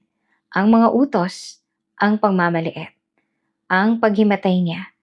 Ang sinabi ni Noel. Isa-isa walang tinago. Paminsan-minsan napapahinto siya. Napapahawak sa dibdib pero tinuloy niya. Tahimik lamang si Rico. Pero habang nagsasalita siya, napansin niya ang mukha nito. Mahigpit ang panga, nakasimangot, at ang mata may awa. Hindi awa na mababaw, kundi galit na may halong sakit. Ganun pala nangyari. Mahinang sabi ni Rico matapos siyang magsalita. Tumango si Maricar. Hindi ko na kayang bumalik doon. Hindi ka na babalik. Diretso ang sagot at napatingin siya. Sigurado ka? Tumango si Rico. Oo. May utang ako. Hindi yan utang, pang-aabuso yan. Napatahimik siya. Hindi ka nila pwedeng tratuhin ganon. Dagdag pa ni Rico. Hindi ka katulong. Hindi ka alipin. Parang unti-unting gumaan ang dibdib ni Maricar. Ikaw, mahina niyang sabi. Bakit mo ginagawa to para sa akin? Ngumiti si Rico ng bahagya. Kasi, kilala kita. Tapos, kasi alam ko kung sino ka. Napayo ko si Maricar. Hindi na ako yon. Oo, agad na sagot ni Rico. Ikaw pa rin. Napatingin siya ulit. Nasaktan ka lang. Dagdag nito. Pero hindi ibig sabihin na wala ka ng halaga. Tahimik siya. Ramdam niya ang bigat ng mga salita. Hindi siya sanay na makarinig ng ganito ulit. Hindi siya sanay na may taong naniniwala sa kanya. Maricar, sabi ni Rico na seryoso. Makinig ka. Tumingin siya. Huwag ka nang babalik doon. Napahigpit ang hawak niya sa kumot. Saan ako pupunta? Dito ka muna. Nagulat siya. Hindi pwede. Pwede. Rico, makinig ka muna. Putol nito. Hindi kita pinipilit, pero hindi ka pwedeng bumalik doon. Mapapahama ka lang. Tahimik siya. Magpagaling ka muna, dagdag ni Rico. Tapos mag-isip tayo ng susunod na hakbang. Napatingin si Maricar sa kanya. Hindi ka nag-iisa, sabi nito. Doon siya tuluyang napaluha. Hindi niya napigilan. Tahimik siyang umiyak. Hindi tulad ng dati na pigil. Ngayon, malaya. At sa gitna ng pagluha niya, narinig niya ang huling sinabi ni Rico. Huwag ka nang babalik doon. Sisimulan natin ulit ang buhay mo. Hindi pwedeng habang buhay ka na lang nagtatago. Napatingin si Maricar kay Rico. Nasa maliit silang kusina ng apartment. Umaga at mainit ang pandesal nakakabili lang ni Rico. May amoy kape sa mesa. Nakasuot si Maricar ng maluwag na t-shirt at maayos na ang kulay ng mukha niya kumpara nung unang gabing dumating siya roon. Hindi ako nagtatago, sagot niya, mahina. Talaga? Tanong ni Rico. 3 linggo ka na hindi lumalabas na mag-isa. Natahimik siya. Tama naman ito. 3 linggo na mula nang sagipin siya ni Rico sa kalsada. 3 linggo na rin mula nang hindi siya bumalik sa bahay ni Noel. Sa loob ng 3 linggong yon, unti-unti na siyang inalagaan ni Rico. Dinala niya ito sa klinik para ipa-check up ang tahi niya. Bumili ng gamot na nagkakahalaga ng 4,860 pesos. Tuwing oras inumin ng antibiotics, si Rico ang nagpapaalala. Kapag nahihilo siya, inuunahan na siya nitong kumuha ng tubig. Kapag nagigising siya sa masamang panaginip, may ilaw na agad nasa sala at naroon si Rico.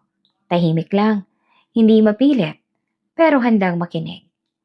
Hindi siya tinanong araw-araw kung kailan siya aalis. Hindi siya sinumbatan. Hindi rin siya pinagsilbihan na parang bata. Tinulungan siya nitong tumayo ng sariling paa. Takot lang ako, amin ni Maricar. Alam ko, sabi ni Rico. Pero hindi pwedeng takot lang lagi. Inabutan siya nito ng isang brown envelope. Ano to? Buksan mo. Binuksan niya. May laman ng mga papel. Nang makita niya ang logo sa taas ay napakurap siya. Short courses? Tumango si Rico. Business Administration Refresher.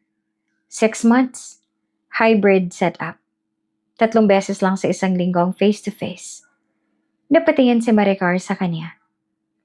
Bakit may pangalan ko? Kasi in-enroll kita. Nanlaki ang mata niya. Ano? Bayad na rin. Rico, relax. Sabi nito pero nakangiti. Hindi ko sinasabing utang mo to. Magkano naman binayaran mo? 18,500? Lalong lumaki ang mata niya. Wow, ang laki. Investment yan. Sagot ni Rico. Hindi yan gastos. Ibinaba ni Maricar ang envelope sa mesa. Hindi ko kayang tanggapin yan. Bakit? Kasi wala akong maibabalik. Napailing si Rico. Di naman lahat kailangang suklian agad. Tama ng tinulong mo. Hindi pa. Mahigpit ang boses nito pero hindi galit. Maricar, sabi ni Rico habang nakatingin ng diretso sa kanya. Hindi mo pwedeng buuin ulit ang buhay mo kung hindi ka magsisimula. Napatahimik siya. Mula nang umalis siya sa bahay ni Noel, pakiramdam niya putol ang lahat. Parang ang alam lang niyang gawin ay mabuhay bawat araw. Kumain, uminom ng gamot at magpahinga. Umiwas sa takot. Pero ito, ang pag-aaral ulit. Iba ito. Parang totoong simula. Paano kung hindi ko kayanin? Tanong niya. Kakayanin mo. Paano ka nakakasiguro? Dahil ikaw si Maricar. Ngumiti si Rico. Ikaw pa ba? Muntik siyang matawa sa unang pagkakataon matapos ang mahabang panahon. Makalipas ang 1 linggo, nagsimula siya sa klase. Suot niya ang simpleng blouse na binili ni Rico sa ukay sa halagang 180 pesos at itim na slacks na dati pa niyang gamit. Nasa labas sila ng training center. Maliit ang building pero maayos. May amoy papel at air freshener sa lobby. May mga estudyanteng mas bata sa kanya. May iilan ding kaedad niya. Huminto siya sa may pinto. Rico, bulong niya. Ano? Parang gusto kong umatras. Ngumiti si Rico. Expected ko na yan. Hindi siya sumagot. Gusto mo ba talagang umatras? Tanong nito. Tumingin siya sa loob. Nakita niya ang mga tao. Mga upuan, projector, whiteboard. Naalala niya bigla ang dati niyang sarili. Yung Maricar na kayang humarap sa team meeting. Yung may planner. Yung marunong sumagot ng diretsyo. Yung may pangarap.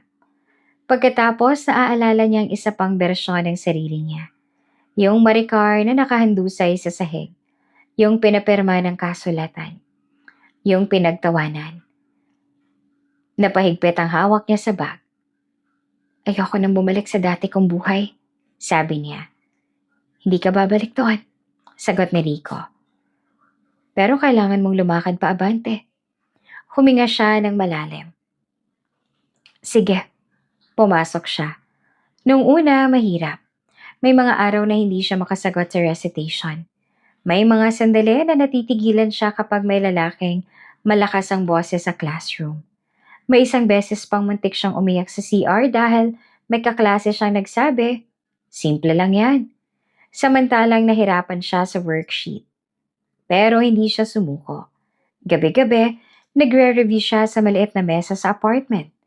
Katabi niya ang isang yellow pad ballpen at lumang laptop ni Rico na pinaayos nito sa halagang 3,200 pesos para magamit niya. Minsan, si Rico pang nagtitimpe sa antok habang inaantay siyang matapos. Basahin mo ulit ang case study, sabi nito isang gabi habang nagtitimpla ng kape. Pangatlong beses ko na. Kaya mo yan. At unti-unti, kaya nga niya. Sa ikalawang buwan, siya na ang sumasagot ng buo sa klase. Sa ikatlong buwan, siya na ang ginagawang leader sa group activity. Sa ikaapat, pinuri siya ng instructor. Magandang analysis mo, Maricar. Sabi nito sa harap ng klase. Very practical. Ramdam mong marunong ka sa actual work. Napangiti siya. Maliit lang, pero totoo. Pag-uwi niya noon, inabutan siya ni Rico ng chicken meal mula sa paborito niyang fast food. 185 pesos ang resibo na naiwan sa mesa. Ano to? Tanong niya. Celebration. Bakit? Dahil ngumiti ka ulit. Napatingin siya rito. Tapos natawa ng mahina. Sa mga sumunod na linggo, mas lalo siyang tumatag. Natuto siyang maglakad mag-isa sa labas. Natuto siyang sumakay ulit ng jeep nang hindi nanginginig. Natuto siyang humarap sa salamin nang hindi naaawa sa sarili. Minsan habang nagsusuklay siya sa harap ng maliit na salamin sa apartment, napansin niya ang pagbabago. Mas maayos na ang buhok niya. Hindi na laging nakatali. Nang basta-basta. Hindi na rin maputla ang mukha niya. May konting kulay na ulit ang labi niya. At higit sa lahat, hindi na siya nakatingin sa sarili na parang sirang tao. May iniisip ka? Tanong ni Rico mula sa pintuan. Tumingin siya rito sa salamin. Oo. Ano? Na parang bumabalik na ako? Ngumiti si Rico. Hindi parang. Totoo. Pero may isang bagay pa rin hindi niya natatapos.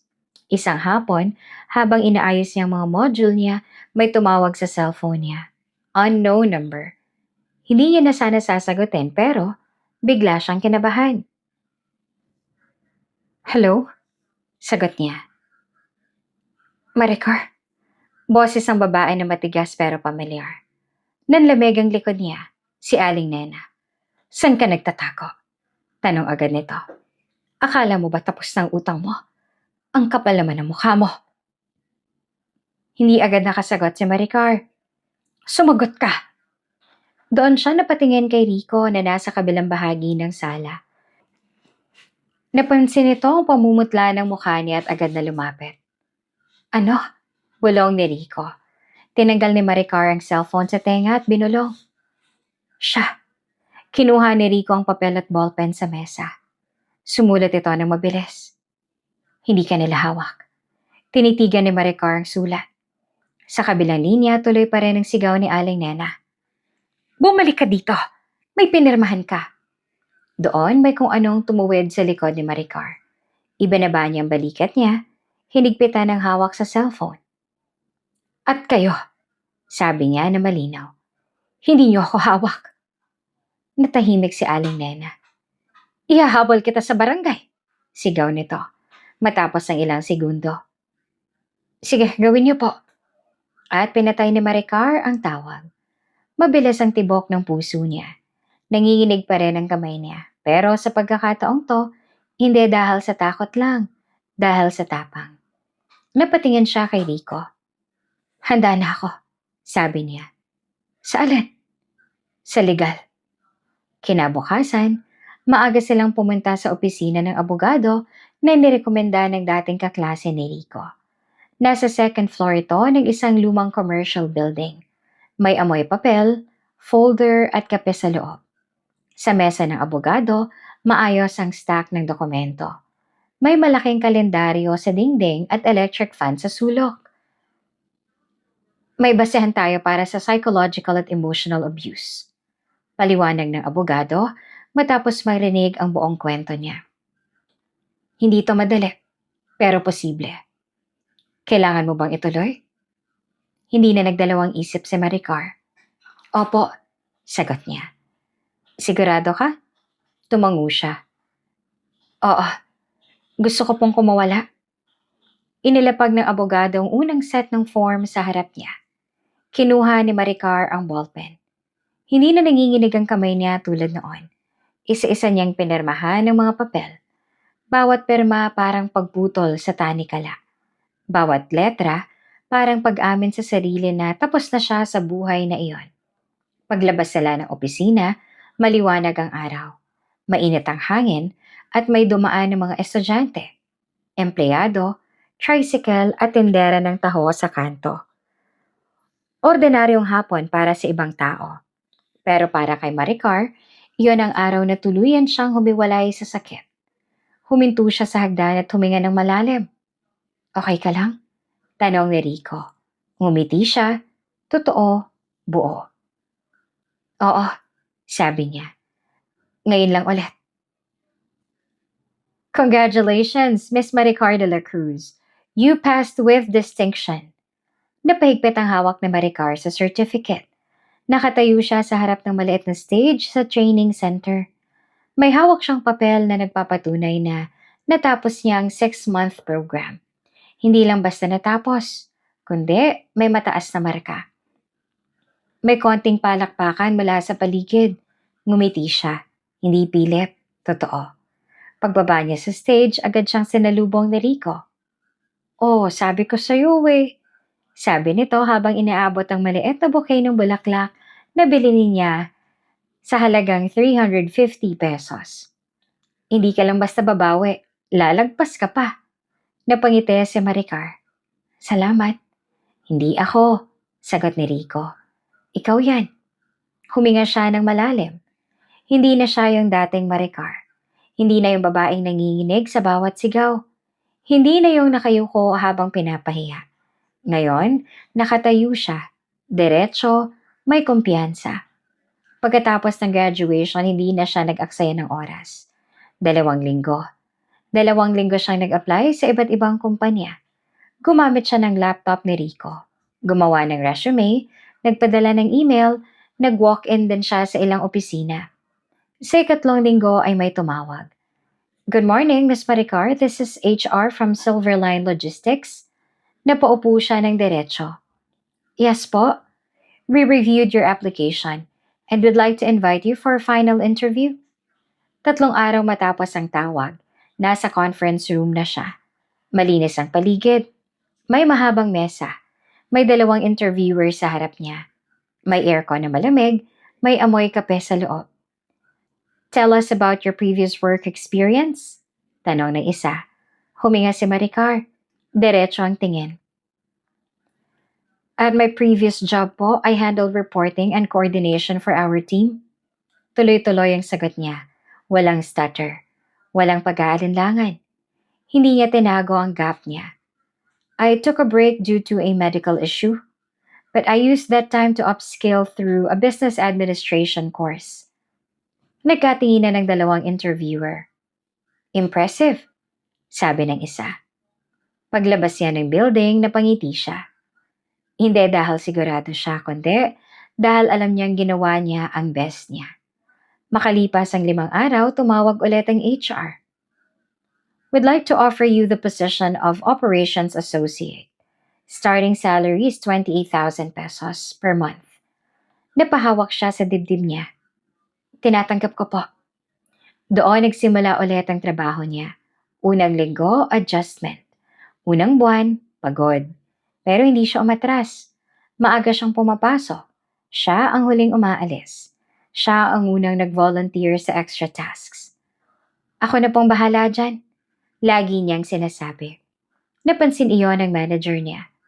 Maricar, sabi nito isang araw, "You're doing more than expected." Ngumiti siya. Gusto ko pong matuto. At natuto nga siya. Sa loob ng 6 na buwan, naging go-to person siya ng team. Kapag may problema, sa kanya lumalapit. Kapag may report na kailangan, siya ang pinapagawa. Paano mo nagagawa yan? Tanong ng isa niyang katrabaho. Focus lang, sagot niya. Hindi niya sinabi ang totoo, na ang bawat trabaho para sa kanya ay pagkakataon para patunayan na hindi siya walang silbi. Na ang bawat araw na nakatayo siya roon ay patunay na mali ang taong minamaliit siya. 1 taon ang lumipas, tinawag siya ng manager niya sa opisina. Maricar, sabi nito, "We're promoting you to Senior Operations Supervisor." Nanlaki ang mata niya. Sir, you earned it. Bagong sahod, 45,000 pesos. Mas mataas na posisyon, mas malaking responsibilidad. Pero hindi siya natakot. Tinanggap niya. At mas lalo siyang nagsipag. Mula supervisor, naging manager. Mula manager, naging senior manager. Sa bawat posisyon, mas dumadami ang taong nakatingin sa kanya. Ma'am, paano niyo po nagawa? Tanong ng bagong empleyado. Ngumiti si Maricar. Hindi ako tumigil. 3 taon ang lumipas. Isang umaga, pinatawag siya sa head office. Mas malaking building. Glass walls, malinis, tahimik. Pumasok siya sa boardroom. Nandoon ang mga directors. Maricar, sabi ng chairman, "We've been observing your performance." Tahimik siyang nakikinig. You increased efficiency by 35% in your department. You reduced operational cost by 2.3 million in 1 year. Napatingin siya. We need someone like you at the top. Tumigil sandali ang chairman. Effective next month, you will be the new CEO of Silverline Logistics. Parang tumigil ang mundo. Sir, mahina niyang sabi. This is not charity. Dagdag ng chairman. You earn this. Hindi siya agad nakasagot. CEO, siya. Yung babaeng pinagugas ng pinggan. Pinaglaba kahit bagong opera. Yung pinapirma ng kasulatan. Ngayon, siya ang mamumuno. Paglabas niya ng building, hawak niya ang kontrata. May sahod na 180,000 kada buwan. May company car, may sariling opisina. Pero higit pa doon, may dignidad, may halaga. Tumigil siya sa labas. Huminga siya ng malalim. Naaalala niya ang nakaraan. Ang sahig na kinahandusan niya. Ang boses na Noel, wala ka namang ambag. Napangiti siya. Hindi dahil masaya siya sa nangyari noon, kundi dahil alam niyang hindi na siya babalik doon. Maya-maya, dumating si Rico. Oh, ano sabi? Tiningnan niya ito. Tapos inabot ang papel. Binasa ni Rico. Unti-unti lumaki ang ngiti nito. CEO. Tumango si Maricar. Natawa si Rico. Grabe ka. Umiling siya. Hindi ako. Kundi, yung lahat ng pinagdaanan ko. Tahimik sandali. Tapos nagsalita si Rico. Proud ako sa'yo. Napangiti si Maricar. At sa pagkakataong yon, malinaw sa kanya. Mula sa pagiging inalipin, siya na ngayon ang namumuno. Next applicant, Noel de la Cruz. Napatingin si Maricar sa listahan. Hindi siya agad gumalaw. Ma'am, tanong ng HR staff sa tabi niya. Papapasukin ko na po. Tahimik siyang nakaupo sa dulo ng mahabang mesa sa interview room. Malinis ang paligid. Glass walls, may projector sa gilid. May amoy kape at bagong print na papel. CEO siya. Pero sa sandaling yon, parang bumalik ang lahat. Noel, dahan-dahan siyang tumango. Papasukin ninyo. Bumukas ang pinto. Pumasok si Noel. Naka-long sleeves. Medyo luma ang tela. Hindi na plansyado ng maayos. May folder na hawak, halatang kinakabahan. Hindi pa siya tumitingin sa harap. Good morning po, sabi nito. Good morning, sagot ng HR. Umupo si Noel sa harap ng mesa. Please introduce yourself, sabi ng isa pang interviewer. Huminga si Noel. My name is Noel de la Cruz. I have 5 years of experience in... Naputol siya. Unti-unti niyang tinaas ang tingin niya at doon niya nakita si Maricar. Naka-formal suit, maayos ang buhok, diretso ang upo, nakatingin sa kanya. CEO. Nanlaki ang mata ni Noel. Maricar? Tahimik ang buong kwarto. Hindi agad nagsalita si Maricar. Tinitigan lang niya ito. Ito ang lalaking nagsabi sa kanya. Wala ka namang ambag. Ito ang lalaking hinayaan siyang mahimatay sa sahig. Ito ang lalaking mas pinili ang pamilya kesa sa kanya. Ngayon, nakaupo ito sa harap niya. Nag-a-apply.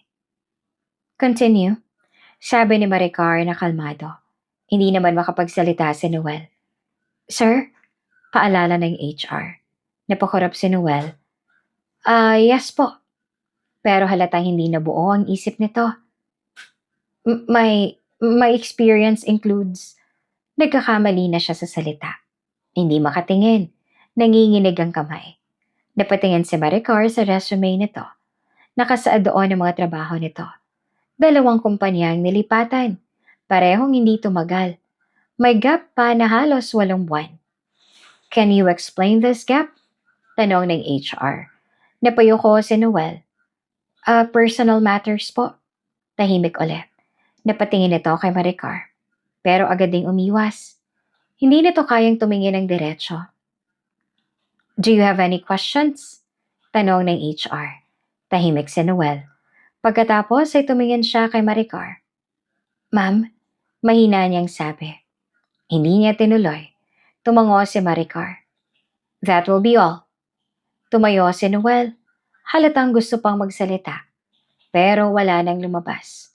Lumabas siya ng kwarto. Tahimik ulit. Ma'am? Tanong ng HR. What's your decision? Huminga si Maricar. Hire him. Nagulat ang HR. Ma'am? For probation. Dagdag niya.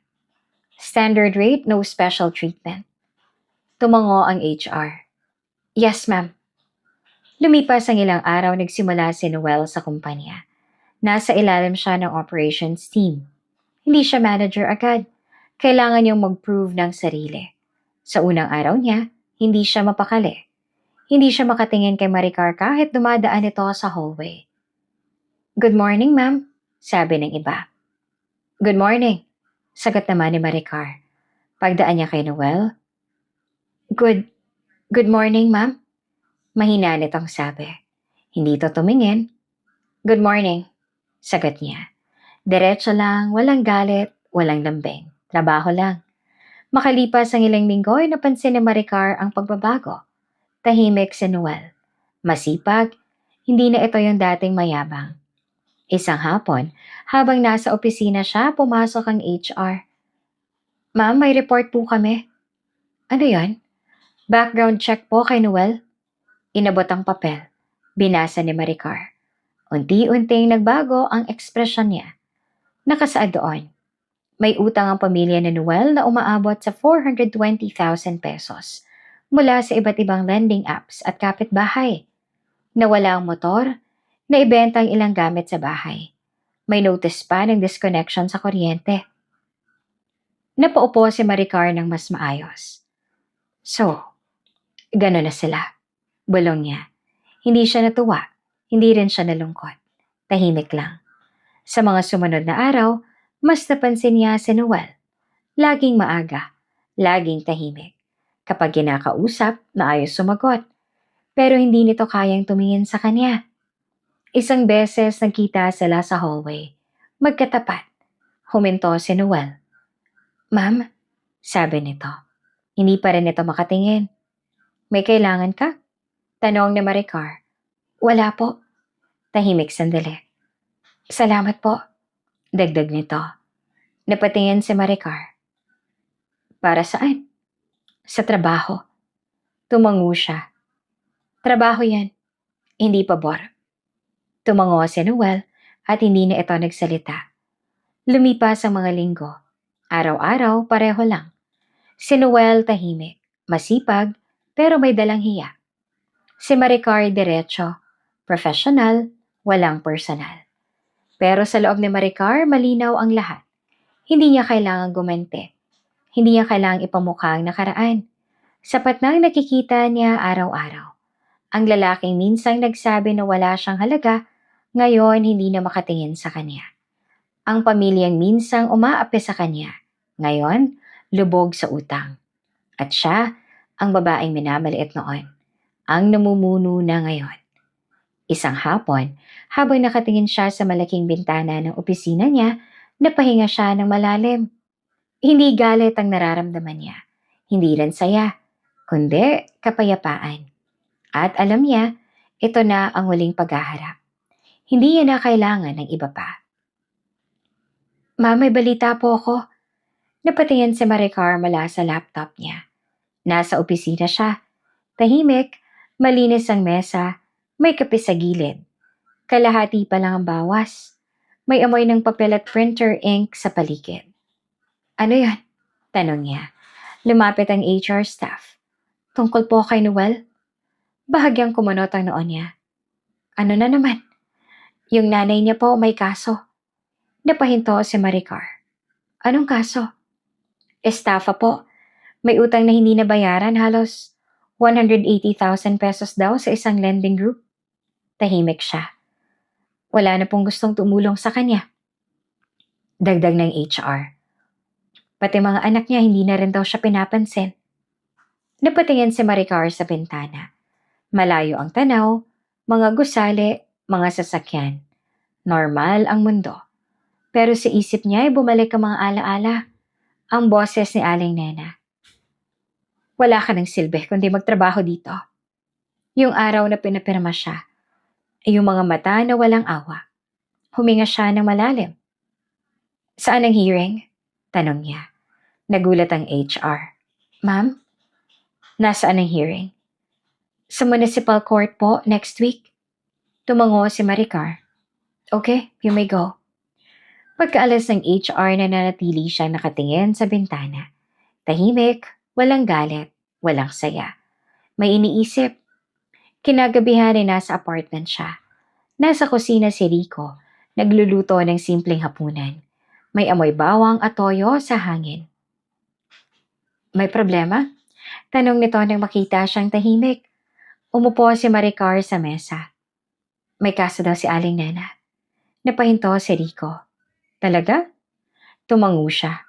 Walang tumutulong sa kanya. Tahimik sandali. Anong plano mo? Tanong ni Rico. Hindi agad siya sumagot. Hindi ko alam. Pero alam niya, ramdam niya.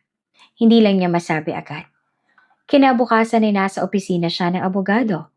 Parehong lugar kung saan siya nag-file ng annulment. Parehong mesa. Parehong amoy papel. Gusto kong akuyan ng legal fees, sabi ni Maricar. Napatingin ang abogado. Para kanino? Sa dating biyanan ko. Nagulat ang abogado. Sigurado ka? Tumango siya. Magkano aabutin? Depende sa kaso pero initial retainer fee is 75,000 pesos. Hindi siya nag-atubili. Gagawin ko. Lumipas ang ilang araw, nakarating ang balita kay Noel. Hindi totoo to. Sabi nito habang hawak ang papel sa opisina. Lumapit ito kay Maricar. Ma'am, mahina nitong tawag at tumingin siya. Bakit? Tanong ni Noel. Bakit mo ginawa to? Diretso ang tingin ni Maricar. Hindi ko ginawa to para sa'yo. Para kanino? Para sa sarili ko. Hindi na nakapagsalita si Noel. Araw ng hearing, nasa loob si Maricar ng courtroom. Simple lamang ang suot niya. Walang labis, maayos lang. May amoy kahoy at papel sa paligid. May ilang tao sa loob. Tahimik. Sa harap ay nakaupo si Aling Nena. Iba na ang itsura. Payat, wala ng kayabangan sa mukha. Nanginginig ang kamay nang makita niya si Maricar. Napayuko siya. Hindi makatingin, hindi makapagsalita. Lumapit si Noel sa tabi ng kanyang ina. Ma, bulong nito. Tahimik si Aling Nena. Nang magsimula ang hearing, tahimik lang si Maricar, nakaupo, nakikinig. Walang emosyon sa mukha, pero sa loob, maraming ala-alang bumabalik. Matapos ang proseso ay nagkaroon ng sandaling tahimik. Lumapit si Maricar. Huminto siya sa harap ni Aling Nena. Hindi pa rin ito makatingin. Maricar, mahina nitong sabi. Ngayon lang niya narinig ang boses na iyon na walang tapang, walang yabang, puro hiya, tahimik sandali. Tapos ay nagsalita si Maricar. Hindi ko nakakalimutan ang ginawa mo. Napaiyak si Aling Nena, mahina at nanginginig. Pero hindi ko rin nakalimutan na pinagamot mo pa rin ako noon. Tahimik ang paligid. Lahat ay nakatingin. Hindi makapagsalita si Aling Nena. Napayuko lamang. Umiiyak. Unang beses. Pasensya ka na. Bulong nito. Hindi sumagot si Maricar. Hindi na kailangan. Tumalikod siya at naglakad palabas ng courtroom. Sa labas ay maliwanag ang araw. Mainit ang hangin at may mga taong naglalakad. May nagtitinda ng taho, may tricycle na dumadaan. Normal ang mundo. Lumabas si Noel kasunod niya. Maricar, huminto siya. Salamat, sabi ni Noel. Hindi ko alam kung paano. Hindi mo kailangan, putol niya. Tumango si Noel. Hindi na ito nagsalita. Hindi na rin siya. Naglakad siya palayo, hindi siya lumingon. Hindi na kailangan. Habang naglalakad siya, ramdam niya ang gaan. Hindi dahil nanalo siya laban sa kanila, kundi dahil pinili niyang hindi gumante. Pinili niyang manatiling mabuti. At doon niya naintindihan, hindi lahat ng laban kailangang gantihan. Minsan, ang tunay na panalo ay ang manatiling mabuti, kahit nasaktan ka. At dito na nga po nagtatapos ang kwento ni Maricar ngayong araw. Gusto ko yung last part mga ka-Ate Jane, no? Sabi niya na, hindi lahat ng laban kailangang gantihan. Minsan, ang tunay na panalo ay ang manatiling mabuti, kahit nasaktan ka. Grabe yung naging experience ni Maricar sa kanyang mother-in-law at sa kanyang asawa. But at the end, pinili niya pa rin gumawa ng tama sa kanila. Another realization ko pa mga ka-Ate Jane, dun sa first part natin, yung nung first time na nawalan siya ng trabaho, biglang naging iba yung pagtrato sa kanya ng family ng husband niya. Somehow, medyo close siya sa reality, na masaklap man, pero pag marami kang pera, marami din taong nakapaligid sa'yo. Pero pag wala ka ng pera, unfortunately, magiging iba rin ang pakikitungo ng mga tao sa'yo. Anyway, ikaw ka Ate Jane, ano naman ang realization mo o natutunan mo sa kwento natin today? Comment mo naman sa baba. Maraming salamat muli sa pagsama sa akin sa ating kwentuhan ngayong araw at magkita-kita tayong muli sa susunod pa. Mag-ingat ang lahat. Good night and God bless everyone. Bye-bye!